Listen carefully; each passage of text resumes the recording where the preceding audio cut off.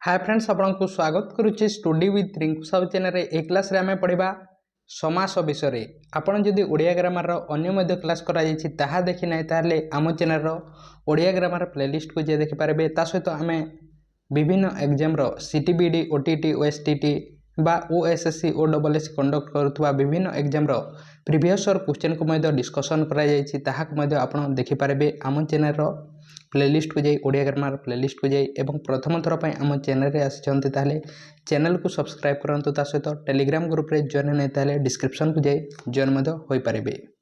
तेणु आरंभ करबा क्लास को।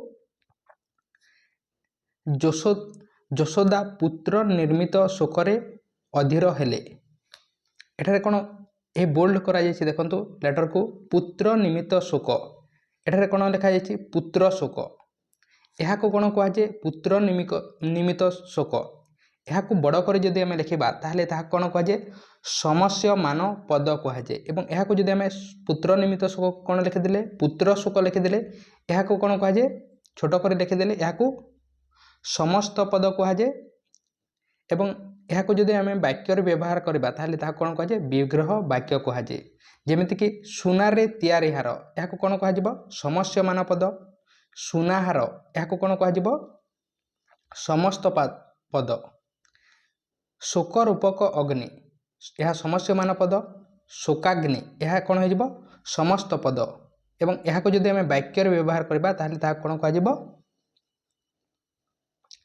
जेमितिक सुनाहारटी झील को भारी मानुची यही टोटाल कौन कह विग्रह वाक्य जदि आम वाक्य यूज करवा ताहले ताहा कौन कह विग्रह वाक्य यही समस्यमान पद को गोटे वाक्य जदि आम व्यवहार कले ताहा कौन कह विग्रह वाक्य कह समास को समास आम कौन करें आम छोट कर यूज करने बा छोट कर जानापी आम ताकू समास को पढ़ी था जमीक गोटे दुईटी तीनोटी चारोटी पद को आम गोटे पदरे प्रकाश करने आम समास को यूज करें बा जदि आम समासर डेफिनेशन जदि जानिबा ताहले काहाको समास कहुए परस्पर संपर्क थिबा दुई बा ततोधिक पद को गोटे पदरे परिप्रकाश करने को समास कहुए ताहाको ही कहुए समास कहुए।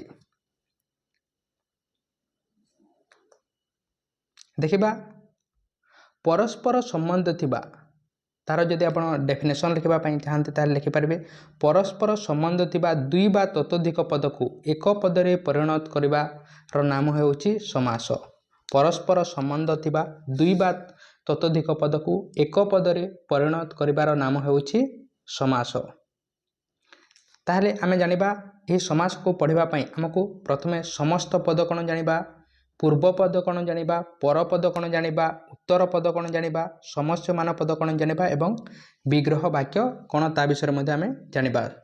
समस्त पद माने कौन जेमितिक सुनारे तैयारी हार यह कौन अटे सुनारे तैयारी हार समस्यमान पद समस्त पद माने सुनाहार विग्रह वाक्य माने ताहाको जदि आम वाक्य यूज करदेबा सुनाहारटी झील को भल लगुच ये वाक्य यूज करदे कौन कह विग्रह वाक्य कह पूर्व पद माने जोटा प्रथम यूज करा जाते जेमितिक विद्यार आलय विद्यार होउछि पूर्व पद एवं आलय होउछि पर पद बा याकू उत्तर पद मध्य कहुए।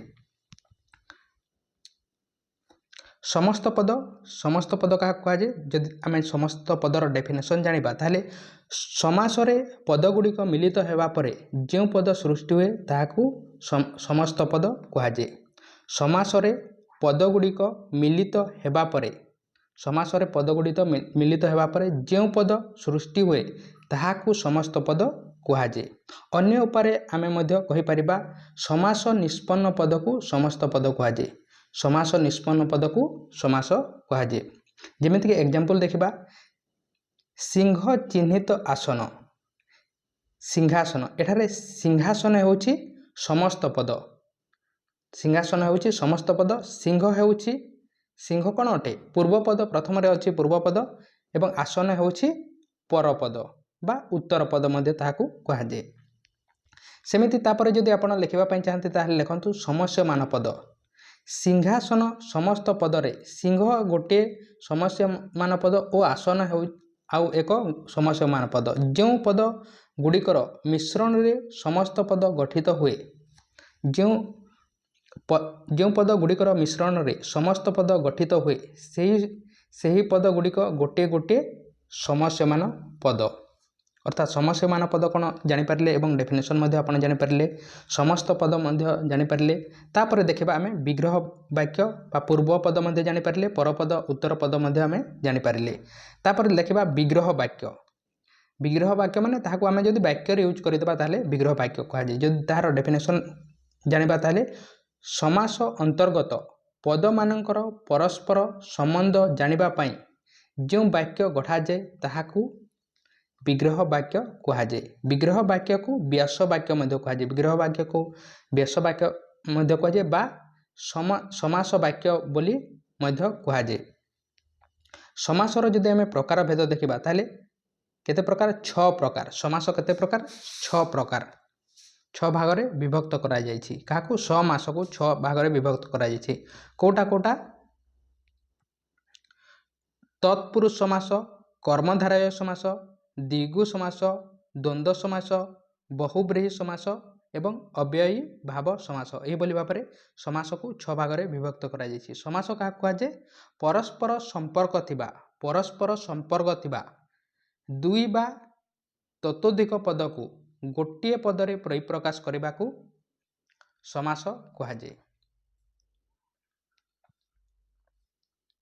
एमानक मध्यरु तत्पुरुष और कर्मधारय समास दुईटे उत्तर पदर अर्थरे प्राधान्य रहुतबा हेतु ए दुईटी उत्तर प्रधान क्यों दुईटी तत्पुरुष एवं कर्मधारयटी उत्तर प्रधान द्विगु और अव्ययी भाव पूर्वपद प्राधान्य द्वंद्व समास उभय पद बा प्रत्येक पदरे अर्थर प्राधान्य रही किंतु बहुब्रीहि समास कौन सी समस्यमान पदर अर्थ उपरे प्राधान्य दिया न जाए स्वतंत्र अर्थ उपरे गुरुत्व दि जाए यह अन्यान्य प्राधान्य कहुए अन्य अर्थ प्राधान्य प्रधान कहुए देखा गोटे गोटे समास विषय प्रथम जानिबा तत्पुरुष समास विषय तत्पुरुष समास केतेबेले होइथे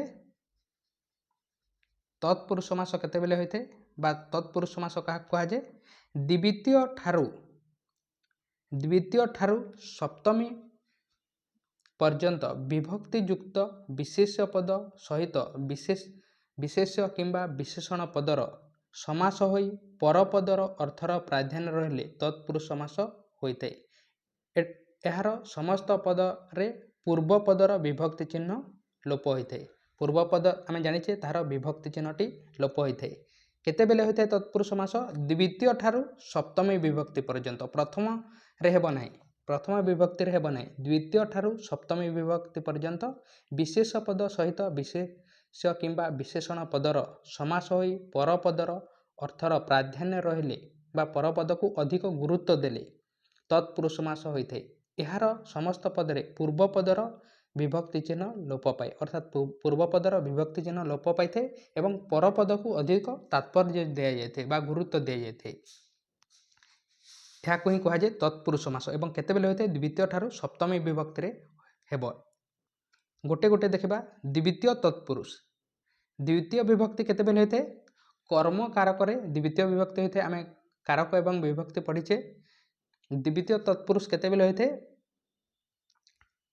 कर्म कारक होइथे जेमिति कि एग्जांपल देखा गृह को आगत गृहागत परपदर अधिक तात्पर्य दि जाउथि ता सहित पूर्वपदर यह लोप होउछि कुटी लोप होउछि धन को प्राप्त कुटी लोप होउछि एवं परपद को अधिक तात्पर्य दि जाउथि धन प्राप्त घर को मुहा घर मुहा साहाय्य को प्राप्त साहाय्य प्राप्त सही परि एह समस्त मध्य होई परिबो एठारो पूर्व पदरे थिबा द्वितीय विभक्तिर चिन्ह कु समस्त पदरे लुप्त होउछि अर्थात जो द्वितीय विभक्ति रे कु लगी ताहा कौन होइछि पूर्व पदर लोप होउछि एवं परपद को अधिक तात्पर्य दि जाउछि यही जगह कौन होइथे द्वितीय तत्पुरुष समास होइथे तापर देखिबा तृतीय तत्पुरुष केतेबेले होइथे बा तृतीय विभक्ति केतेबेले होइथे आमे जानिछे करण कारक करण कारक कौन होता है तृतीय विभक्ति होता है। करण कारक केतेबेले होता है जेतेबेले जहाँद्वारा क्रियाटी साधित होता है से समय करण कारक होता है। जदि एग्जांपल देखा करण कारकर ताहले मु साइकेल रे जाउची कोथरे जाउची साइकेल रे जहाँद्वारा क्रियाटी साधित होता है से समय करण कारक होता है। तेणु तृतीय तत्पुरुष केतेबेले होता है करण कारक तृतीय तत्पुरुष होता है। जेमितिक द्वारा एवं देई मध्य लगी थाए। स्वर द्वारा आहत स्वराहत विद्यारे हीन विद्याहीन मांकड़ द्वारा खिया मांकड़ खिया। एठारे जदि आपण मार्क करेंगे ताहले ए द्वाराटी ए रेटी ए समस्त कौन होची लोप होची। सेहीपरि एही मध्य अग्निदग्ध जलशून्य मनगड़ा यही समस्त मध्य होई पारिबो। एठारे तृतीय विभक्तिर चिन्ह रे द्वारा आदि समस्त पदरे लुप्त होची रे एवं द्वाराटी लुप्त होची। तेणु तृतीय तत्पुरुष केतेबेले होते करण कारक होते एवं एथिरे रे एवं द्वारा बा यह लोप होइथे। नेक्स्ट देखिबा चतुर्थी तत्पुरुष। चतुर्थी विभक्ति केतेबेले होते चतुर्थी विभक्ति रे ही हेबो चतुर्थी तत्पुरुष। चतुर्थी विभक्ति केतेबेले होते संप्रदान कारक होते। संप्रदान कारक केतेबेले होते कोनोसी जिनिसटी परमानेंटली काहाकू दान करबा से समय कौन होते संप्रदान कारक होते एवं चतुर्थी तत्पुरुष होते। जेमितिक देखिबा एग्जांपल द्वारा पुत्र निमित्त शोक पुत्र शोक निमित्तति लोप पाउछि। रंग निमित्त मंच रंगमंच देवंकु अर्पित देवार्पित अर्थात पूर्व पदर यह लोप होछि। सेहीपरि यह मध्य होई पारिबो। एठारु पूर्व पदरे थिबा चतुर्थी विभक्तिर चिन्ह समस्त पदरे लुप्त होउछि। तेणु यही जगह ही होते चतुर्थी तत्पुरुष। तापर नेक्स्ट देखिबा पंचमी तत्पुरुष। पंचमी तत्पुरुष केतेबेले होते पंचमी विभक्तिर होते बा विच्छिन्न अर्थरे होते। केतेबेले होते विच्छिन्न अर्थरे केतेबेले होते अपादान कारक वृक्षरु पतित वृक्षपतित विदेशरु आगत विदेश आगत। सेपर यही मध्य आमे गढ़ी पारिबा। पूर्व पदरे थिबा पंचमी विभक्तिर चिन्ह पंचमी विभक्तिर कौन लगी रु होते एवं समस्त पदरे लुप्त होउछि। तेणु यही समय ही होते पंचमी तत्पुरुष। तापरे षष्ठी तत्पुरुष। षष्ठी तत्पुरुष केतेबेले होते संबंध अर्थरे बा षष्ठी विभक्ति रे केतेबेले होते षष्ठी विभक्ति जहाँद्वारा क्रियार संपर्क न थाए से समय ही षष्ठी विभक्ति होते। षष्ठी तत्पुरुष संबंध अर्थरे होते एवं र लगी थाए। यह समासर गठन प्रणाली विविध रही। गाँर मुंड गाँ मुंड यह रटी लोप होउछि। नदीर जल नदी जल सेपरि यह समस्त मध्य गढ़ा जाय पारिबो। अर्ध मध्य पूर्ण अपर प्रभृति पदर समस्त पदरे पूर्वपद होते। जेमितिक अर्धर चंद्रर अर्ध अर्धचंद्र चंद्रर अर्ध अर्धचंद्र नईर मझी नई मझी अहनर मध्य मध्याह्न रात्रिर मध्य मध्यरात्रि अहनर पूर्व पूर्वाह्न अहनर अपर अपराह्न।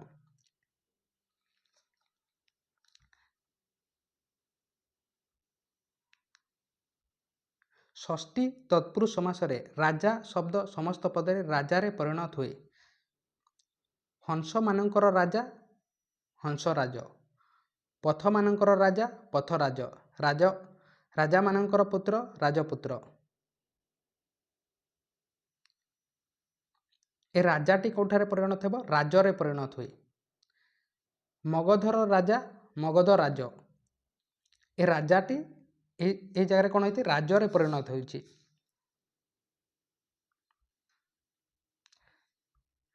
स्त्रीलिंगवाचक शब्द समस्त पदरे पुल्लिंग रे रूपांतरित हुए। स्त्रीलिंगटी कौन हो पुल्लिंग रे रूपांतरित होते षष्ठी रे। हंसीर डिंब हंस डिंब छागीर दुग्ध छाग दुग्ध पूर्व पदरे थिबा षष्ठी विभक्ति चिन्हर र समस्त पदरे लुप्त होते। षष्ठी विभक्ति रे जो र लगी थे ताहा लुप्त होते। तापर नेक्स्ट देखिबा सप्तमी तत्पुरुष। सप्तमी तत्पुरुष केतेबेले होते सप्तमी विभक्ति होते सप्तमी विभक्ति केतेबेले होते कौन सी टाइम एवं प्लेस को सूचाइले सप्तमी विभक्ति होता है बा टाइम एवं प्लेस को सूचाइले सप्तमी विभक्ति होता है एवं सप्तमी तत्पुरुष केतेबेले होते सप्तमी विभक्ति होता है जमीक सत्य साहित्य निपुण साहित्य निपुण गणित पटु गणित पटु विद्यारे निपुण विद्या निपुण गछरे पाचिला गछ पाचिला अरण्य रोदन अरण्य रोदन एठारे पूर्व पदरे थिबा सप्तमी विभक्तिर चिन्ह रे समस्त पदरे लोप होइछि रेटी सब जगह कौन होइछि लोप होइछि सेही नियम रे गढ़ा जाई परिबो एही समस्त मध्य गढ़ा जाई परिबो तापर नेक्स्ट देखिबा नॉन तत्पुरुष नॉन तत्पुरुष केतेबेले होते नाही अर्थ रे बा नॉट जेतेबेले यूज होते नॉन तत्पुरुष तत्पुरुष समास रे निषेध अर्थ रे नॉन तत्पुरुष समास हुए संस्कृत नंजर ओडिया रूप हेउछि न बा नाही यह एक नास्तिसूचक अव्यय अटे यह कौन अटे नॉन तत्पुरुषटी नास्तिसूचक अव्यय साधारणतः न परे स्वर वर्ण रे थिबा न स्थान रे अन हुए न जगह कौन हो स्वर वर्ण रे अन हो एवं न परे व्यंजन वर्ण थिले न स्थान रे अ हो नटी अ हो जदि व्यंजन वर्ण थी एवं स्वर वर्ण केतेबेले हो नटी स्वर वर्ण थी ताहले नटी अन हो नटी अन हो स्वर वर्ण थिले एवं व्यंजन वर्ण थिले अ रे परिणत हो जमीक एग्जांपल देखा न आबिल अनाबिल न उचित अनुचित सेपरी हेब न अनशन अनभिज्ञ अनाग यही समस्त मध्य हेब न अनरे परिणत हैला एवं अन्य पक्षरे न चल अचल एठारे कौन होइछि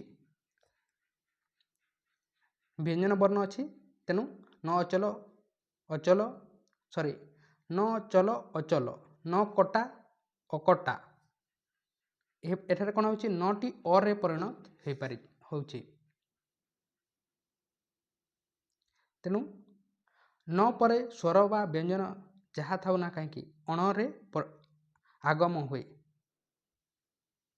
जमीक न ओसारिया अण ओसारिया न अहलिया अण अहलिया एभली हेब तापर नेक्स्ट देखा उपपद तत्पुरुष उपपद तत्पुरुष केतेबेले हेब केतेक पद गढ़िबा पई धातु पूर्वरे अन्य गोटे पद जोग कराए ताहाकू उपपद तत्पुरुष कहुए बा ताहाकू उपपद कहुए केतेक पद गढ़िबा पई धातु पूर्वरे अन्य गोटे पद जोग कराए ताहाकू उपपद कहुए उपपद क्या कहुए धातुर पूर्वरे धातु केतेबेले धातु क्या आम केमी चिन्ह था हल चिन्हटी लगी थाए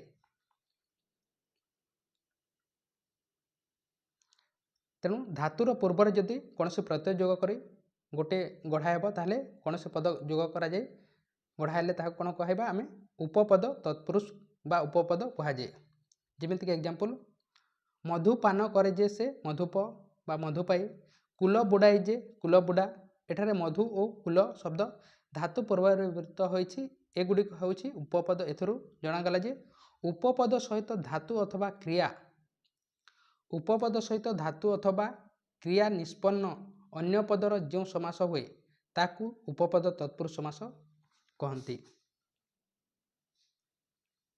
तापर नेक्स्ट देखा अलुक समास अलुक समास केतेबेले होइथे अलुक समास जो समासर समस्त पदरे विभक्ति चिन्ह लुप्त हुए नहीं लुप्त हेब नहीं ताहाकू अलुक समास कहुए जदि लुप्त न हुए ताहले ताहाकू अलुक समास कहुए एग्जांपल देखा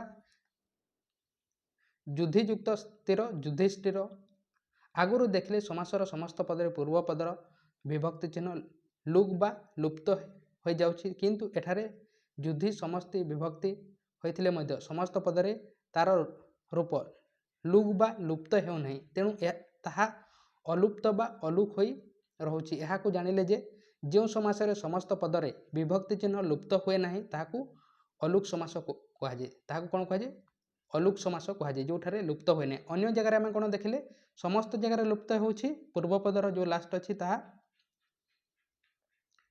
तेणु जोठारे लुप्त हेबनी ताहाकू अलुक समास कहुए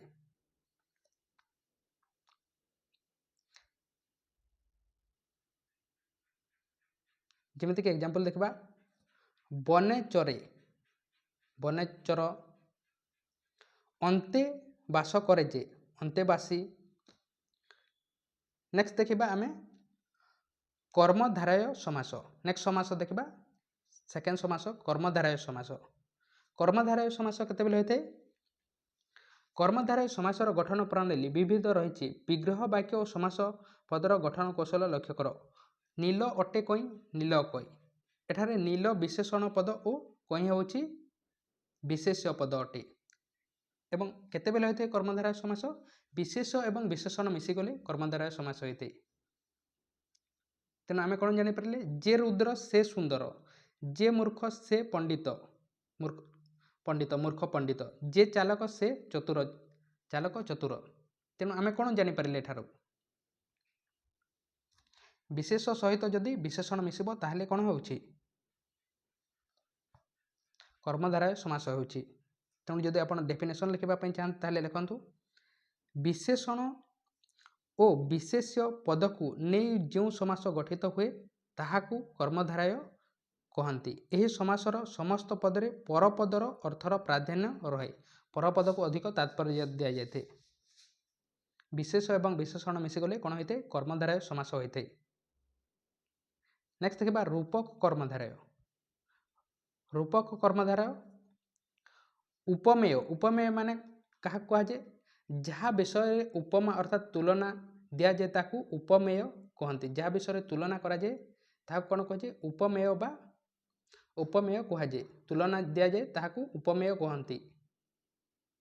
ବା ଏହା ହେଉଛି ପ୍ରକୃତ ବସ୍ତୁ ବା ଯାହା ଉପମେୟ ବା ପ୍ରକୃତ ବସ୍ତୁ ସହିତ ଯାହାର ତୁଳନା କରାଯାଏ, ଯାହାର ତୁଳନା କରାଯାଏ ତାହାକୁ ଉପମାନ କୁହାଯାଏ। ଯାହାର ତୁଳନା କରାଯାଏ ତାହାକୁ ଉପମାନ କୁହାଯାଏ ଏବଂ ଯାହାର ତୁଳନା ଦିଆଯାଏ ତାହାକୁ ଉପମେୟ କୁହାଯାଏ।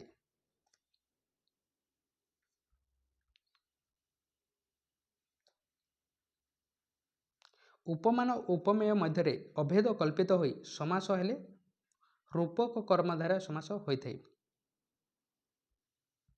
ଯେମିତିକି କାକ ପରି କୃଷ୍ଣ, କାକ କୃଷ୍ଣ, ଘନ ପରି ଶ୍ୟାମ, ଘନଶ୍ୟାମ।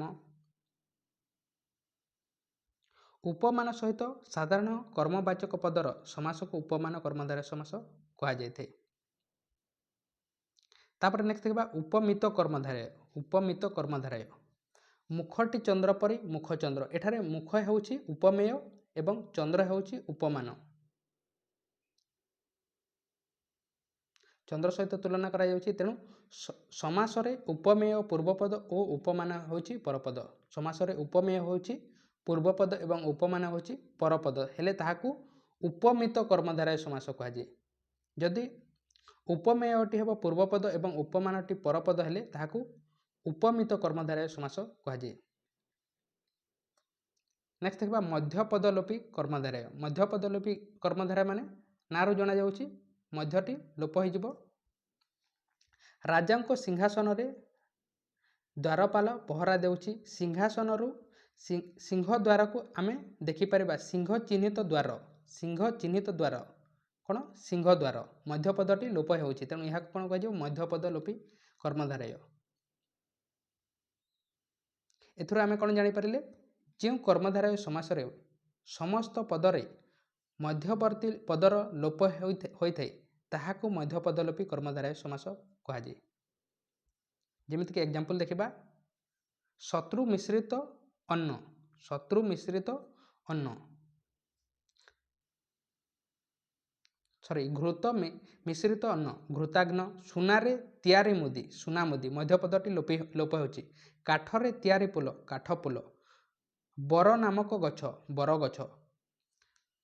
ଏଠାରେ କ'ଣ ହେଉଛି? ମଧ୍ୟପଦଟି ଲୋପ ହେଉଛି। କର୍ମଧାରୟ ସମାସର ଅନ୍ୟ ମଧ୍ୟ ଅଛି। ଅନ୍ୟ ଗ୍ରାମ ମାନେ କ'ଣ? ଗ୍ରାମାନ୍ତର। ଅନ୍ୟ ରୂପ ମାନେ ରୂପାନ୍ତର। ଏକ୍ଜାମରେ ଆସିଛି ଏହି ସମସ୍ତ। ଅନ୍ୟ ଦେଶ ମାନେ ଦେଶାନ୍ତର। କୁସିତ ଅଟେକାର, କଦାକାର। କୁସିତ ଅଟେ ପୁରୁଷ, କୁପୁରୁଷ ବା କାପୁରୁଷ। ତାପରେ ନେକ୍ସଟ ଦେଖିବା ଦ୍ୱନ୍ଦ୍ୱ ସମାସ। ଦ୍ୱନ୍ଦ୍ୱ ସମାସରେ କ'ଣ ହୋଇଥାଏ? ଓ ଦ୍ୱାରା ଆଡ୍ ହୋଇଥାଏ ଦୁଇଟି ଜିନିଷଟି, ଯେମିତିକି ଫୁଲ ଓ ଫଲ। ଦ୍ୱନ୍ଦ୍ୱ ସମାସ ଫୁଲ, ଫୁଲ ଫଲ ଶବ୍ଦ ଦୁଇଟି ଭିନ୍ନ ଭିନ୍ନ ଶବ୍ଦ ଅଟେ। ଅର୍ଥାତ୍ ଦୁଇଟି ବିଶେଷ୍ୟ ପଦ ଆଡ୍ ହୋଇଥାଏ। କେତେବେଳେ? ଦ୍ୱନ୍ଦ୍ୱ ସମାସରେ। ଗଛଟି ଫୁଲ ଫଳରେ ଭରା ହୋଇଛି। ଫୁଲ ଫଲ ଶବ୍ଦ ଦୁଇଟି ଭିନ୍ନ ଭିନ୍ନ ଶବ୍ଦ ଯଥା ଫୁଲ ଓ ଫଲ ଏ ଦୁଇଟି ଯାକ ବିଶେଷ୍ୟ ପଦ। ସମସ୍ତ ପଦରେ ଦୁଇଟିର ଅର୍ଥର ସମାନ ପ୍ରାଧାନ୍ୟ ରହିଛି। ସେହିପରି ଦୁଇରୁ ଅଧିକ ଶବ୍ଦ ବି ମିଶିପାରନ୍ତି ଯଥା ରାମ ଲକ୍ଷ୍ମଣ ଓ ସୀତା, ରାମ ଲକ୍ଷ୍ମଣ ସୀତା। ଧର୍ମ ଅର୍ଥ କାମ ଓ ମୋକ୍ଷ, ଧର୍ମାର୍ଥ କାମ ମୋକ୍ଷ। ଅର୍ଥାତ୍ ଦ୍ୱନ୍ଦ୍ୱ ସମାସ କେତେବେଳେ ହୋଇଥାଏ? ଓ ଦ୍ୱାରା ଆଡ଼୍ ହେବ ଏବଂ ଦୁଇଟି ତିନୋଟି ବିଶେଷ୍ୟ ପଦ ମିଶିଯିବ ତାହେଲେ ତାହାକୁ କ'ଣ କୁହାଯାଏ? ଦ୍ୱନ୍ଦ୍ୱ ସମାସ କୁହାଯାଏ। ବା ଆମେ ଏହାକୁ କ'ଣ କହିପାରିବା? ଦୁଇଟି ସମସ୍ୟମାନ ପଦ ବା ଦୁଇରୁ ଅଧିକ ସମସ୍ୟମାନ ପଦ ଓ ଦ୍ୱାରା ଆଡ଼୍ ହେଲେ ତାହାକୁ କ'ଣ କହିବା? ଦ୍ୱନ୍ଦ୍ୱ ସମାସ କୁହାଯାଏ। ଯେମିତିକି ଫୁଲ ଓ ଫଲ, ଲକ୍ଷ୍ମଣ ଓ ସୀତା ଏହିଭଳି ହୋଇପାରିବ। ବା ଏହାର ଯଦି ଆପଣ ଡେଫିନେସନ୍ ଲେଖିବା ପାଇଁ ଚାହାନ୍ତି ତାହେଲେ ଲେଖନ୍ତୁ, ପ୍ରତ୍ୟେକ ପଦର ଅର୍ଥର ପ୍ରାଧାନ୍ୟ ଥାଇ ଏକାଧିକ ବିଶେଷ ପଦ, ଏକରୁ ଅଧିକ ବିଶେଷ ପଦ। ବିଶେଷ ପଦ କାହାକୁ କୁହାଯାଏ? ଯାହା ନେମିଂ ୱାର୍ଡ଼କୁ ହିଁ କୁହାଯାଏ ବିଶେଷ ପଦ। ବା ଏକରୁ ଅଧିକ ବିଶେଷ ପଦର ମିଳନରେ ଯେଉଁ ସମାସ ଗଠିତ ହୁଏ ତାହାକୁ ଦ୍ୱନ୍ଦ୍ୱ ସମାସ କୁହାଯାଏ।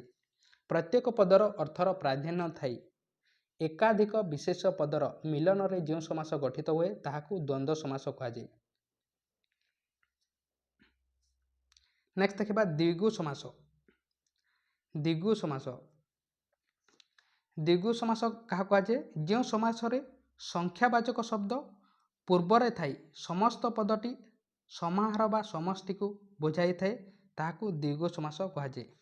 ଯେଉଁ ସମାସରେ ସଂଖ୍ୟାବାଚକ ଶବ୍ଦ ପୂର୍ବରେ ଥାଇ ସମସ୍ତ ପଦଟି ସମାହାର ବା ସମଷ୍ଟିକୁ ବୁଝାଯାଏ ତାହାକୁ ଦ୍ୱିଗୁ ସମାସ କୁହାଯାଏ। ବା ଏହା କେତେବେଳେ ହୋଇଥାଏ? କମ୍ବାଇନ୍ କରିବା ଅର୍ଥରେ ବା ସମାହାର ଅର୍ଥରେ ଦ୍ୱିଗୁ ସମାସ ହୋଇଥାଏ। ଯଦି ଏକ୍ଜାମ୍ପଲ୍ ଦେଖିବା ତାହେଲେ ତ୍ରିଫଳା ପାଣି ସ୍ୱାସ୍ଥ୍ୟ ପାଇଁ ହିତକାରକ। ତ୍ରିଫଳା ଶବ୍ଦଟି ତିନି ଫଳର ସମାହାରରୁ ସୃଷ୍ଟି ହୋଇଛି। ତିନି ଫଳର ସମାହାର କ'ଣ ହେଉଛି? ତ୍ରିଫଳା। ଏହାକୁ ଆମେ କ'ଣ କରୁଛେ? କମ୍ବାଇନଲି ଗୋଟିଏ ଲେଖି ଦେଉଛେ।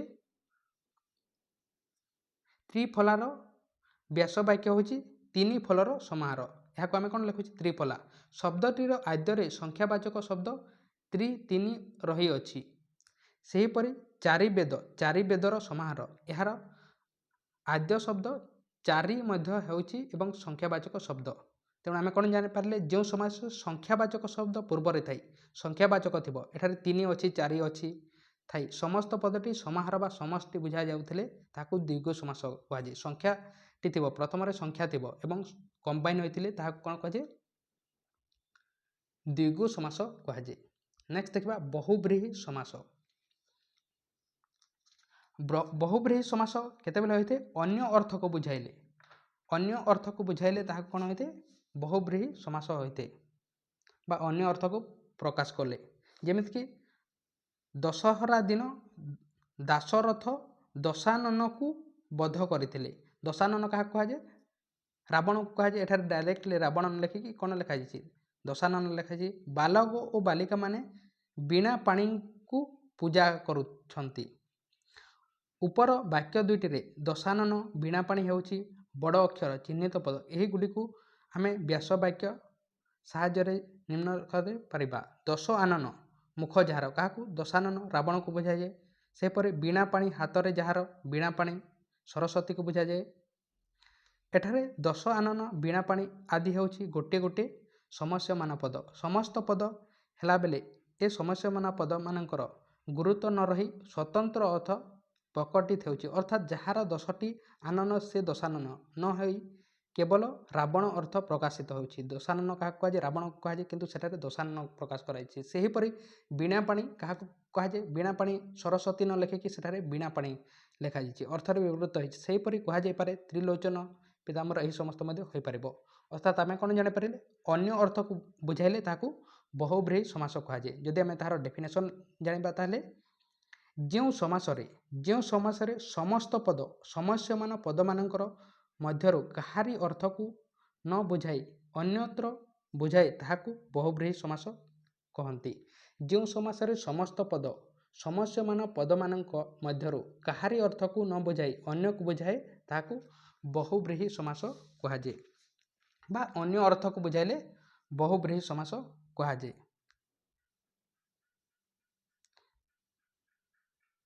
ଯେମିତିକି ବିରୂପ ଅଖି ଯାହାର ବିରୂପାକ୍ଷ, ପୁଣ୍ଡରିକ ଅଖି ଯାହାର ପୁଣ୍ଡରୀକ୍ଷ, ଏ ସମସ୍ତ ମଧ୍ୟ ହୋଇପାରିବ। ଏହାକୁ ମଧ୍ୟ ଆମେ ୟୁଜ୍ କରିପାରିବା। ତାପରେ ନେକ୍ସଟ ସମାସ ଦେଖିବା ଅବ୍ୟୟୀଭାବ ସମାସ। ଅବ୍ୟୟ ଆମେ ଜାଣିଛେ ଅବ୍ୟୟ କେବେ ମଧ୍ୟ ଚେଞ୍ଜ ହୋଇନଥାଏ। ତେଣୁ ଅବ୍ୟୟୀଭାବ ସମାସ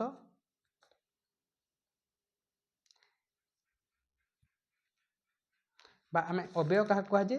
ଯେଉଁ ସମାସରେ କାଳ ବଚନ ପୁରୁଷ ଭେଦରେ କୌଣସି ପରିବର୍ତ୍ତନ ଘଟେ ନାହିଁ ତାକୁ ଆମେ କ'ଣ କହିଥାଉ? ଅବ୍ୟୟଭାବୀ ସମାସ କୁହାଯାଏ। କାଳ ବଚନ ଭେଦ ଭାବରେ କାହାର କୌଣସି ଚେଞ୍ଜ ହୁଏ ନାହିଁ ତାହାକୁ ଅବ୍ୟୟୀଭାବ ସମାସ କୁହାଯାଏ। ଯେମିତିକି କିନ୍ତୁ, ଓ, ଏବଂ, ଅଥବା ଏହି ସମସ୍ତ କ'ଣ ହୋଇଥାଏ? ଚେଞ୍ଜ ହୋଇନଥାଏ। ଏହାକୁ ହିଁ କୁହାଯାଏ ଅବ୍ୟୟୀଭାବ ସମାସ। ପ୍ରତିହିଂସା ପରାୟଣ ବ୍ୟକ୍ତିର ଅଧିକ କ୍ଷତି ହୁଏ। ହରିବାବୁ ଘଟଣାକୁ ଆମୂଳଚୂଳ ବର୍ଣ୍ଣନା କଲେ। ପ୍ରଥମ ବାକ୍ୟରେ ପ୍ରତିହିଂସାରେ ପ୍ରତି ହେଉଛି ଗୋଟିଏ ଅବ୍ୟୟ ପଦ। ସେହିପରି ଦ୍ୱିତୀୟ ବାକ୍ୟରେ ଆମୂଳଚୂଳରେ ଆ ହେଉଛି ଅବ୍ୟୟ ପଦ। ଅବ୍ୟୟ ପଦ ଦୁଇଟି ଶବ୍ଦର ଆରମ୍ଭରେ ରହିଛି। ଅବ୍ୟୟ ପଦ ସହିତ ଅନ୍ୟ ପଦ ମିଶିଛି। ଏଥିରୁ ଜଣାଗଲା ଯେ ଏଥିରୁ ଆମେ କ'ଣ ଜାଣିପାରିଲେ? ଯେଉଁ ସମାସରେ ଅବ୍ୟୟ ପଦ ପୂର୍ବ ପଦ ଭାବରେ ରହି ଅନ୍ୟ ପଦ ସହିତ ସମାସ ହୋଇଥାଏ ଓ ତହିଁରେ ଅବ୍ୟୟର ଅର୍ଥ ପ୍ରାଧାନ୍ୟ ଥାଏ ତାହାକୁ ଅବ୍ୟୟଭାବୀ ସମାସ କୁହାଯାଏ। ଯେମିତିକି ବିପ୍ସା ବାରମ୍ବାର, ବ୍ୟାପ୍ତି ଓ ପର୍ଯ୍ୟନ୍ତ, ସୀମା, ଏ ସମସ୍ତ ବିପ୍ସାର୍ଥ ଅର୍ଥରେ ଥରକୁ ଥର ହୋଇଥାଏ, ପ୍ରତିଥର। ଯେମିତିକି ଅଭାବ ଅର୍ଥରେ ଭିକ୍ଷାର ଅଭାବ, ଯେମିତିକି ଦୁର୍ଭିକ୍ଷ, ଅନ୍ୟ ସହିତ ସେ ୟୁଜ୍ ହୋଇଥାଏ। ବନ୍ଦୋବସ୍ତର ଅଭାବ, ବନ୍ଦୋବସ୍ତ। ବ୍ୟାପ୍ତି ଓ ପର୍ଯ୍ୟାୟତ, ମରଣ ପର୍ଯ୍ୟନ୍ତ, ଆମରଣ।